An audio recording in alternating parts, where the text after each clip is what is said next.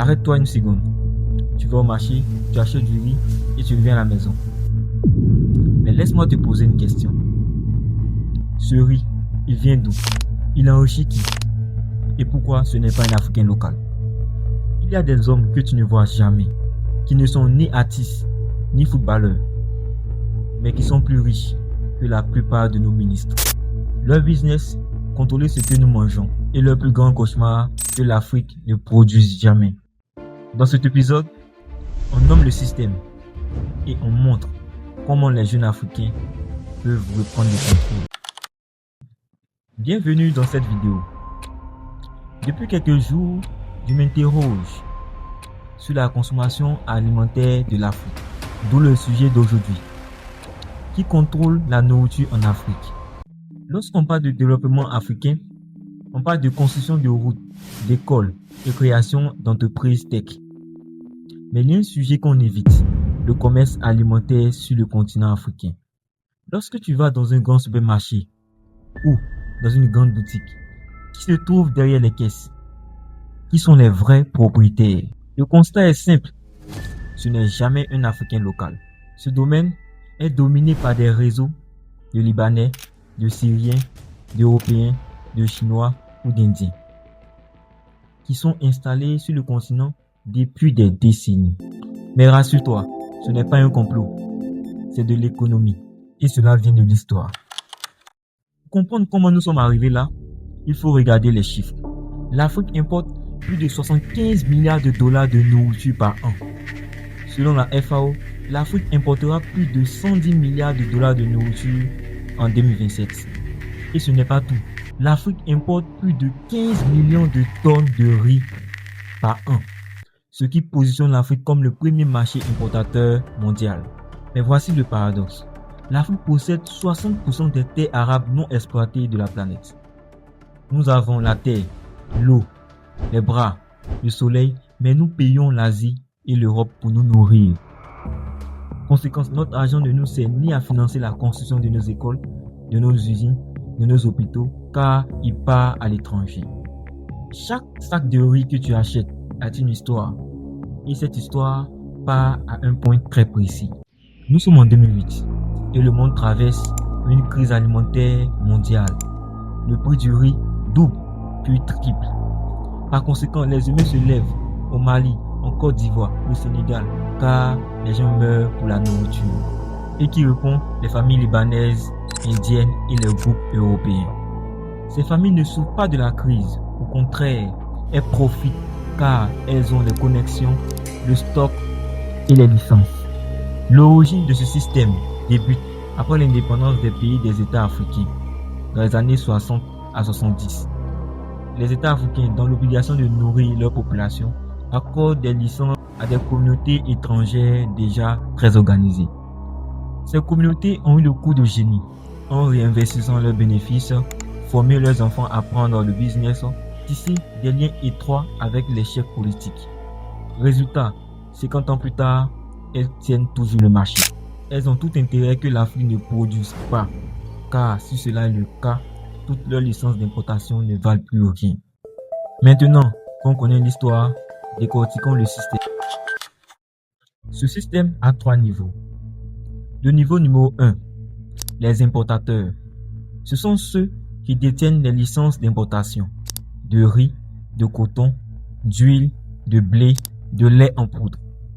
Et j'en passe. Ils brasent des centaines de millions de dollars par an. Malheureusement, ce niveau est rarement détenu par les Africains locaux. Niveau numéro 2, les distributeurs. Ce sont ceux qui prennent la marchandise du port jusqu'aux boutiques et aux supermarchés. En particulier, ce sont les mêmes familles qui se trouvent au niveau 1 qui se retrouvent au niveau 2. Niveau 3, le détaillant local. Il est la plupart du temps composé d'Africains, mais pas d'Africains locaux. Malheureusement, dans tous ces niveaux, il n'y a aucun Africain local. Nous sommes que des consommateurs. La vraie question qui dérange, pourquoi les États africains laissent-ils faire? Cause 1. Les accords commerciaux inégaux. Il y a un document clé, APE, Accord de partenariat économique, que les États africains ont signé avec l'Union européenne. Le mécanisme est que les pays africains ont accès au marché européen contre l'ouverture de leur marché, ce qui implique des droits de douane quasiment nuls pour les produits européens.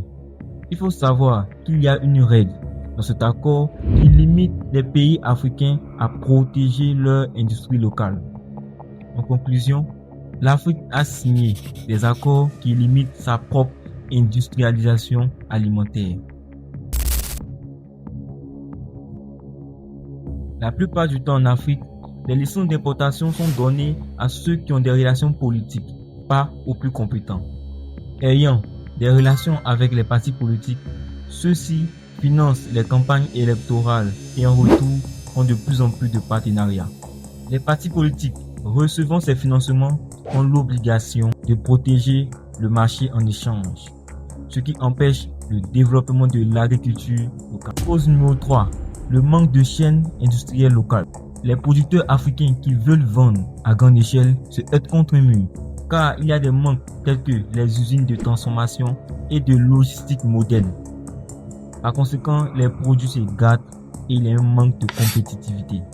Le résultat est que les produits importés restent dominants, même à qualité équivalente.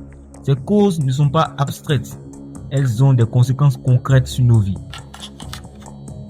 Conséquence numéro 1, la dépendance alimentaire. Prenons l'exemple de la guerre en Ukraine. Lorsqu'elle a commencé, qui a payé les prix? L'Afrique. Conséquence numéro 2, la fuite des capitaux. Les 75 milliards de dollars par an qui auraient pu financer nos usines, nos écoles, partent tous à l'étranger. La conséquence numéro 3, le chômage des jeunes. Un pays qui n'a pas d'industrie n'a pas besoin d'ingénieurs, de logisticiens et de techniciens. Conséquence numéro 4, la pauvreté des paysans. Les paysans africains vendent à perte face aux prix subventionnés. N'étant pas dans les mêmes conditions que les paysans hors Afrique, ils s'appauvrissent pour produire.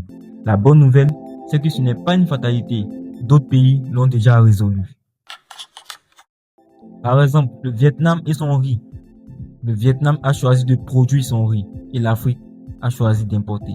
L'Indonésie et l'huile de palme. L'Indonésie a choisi d'allier la stratégie industrielle et la volonté politique.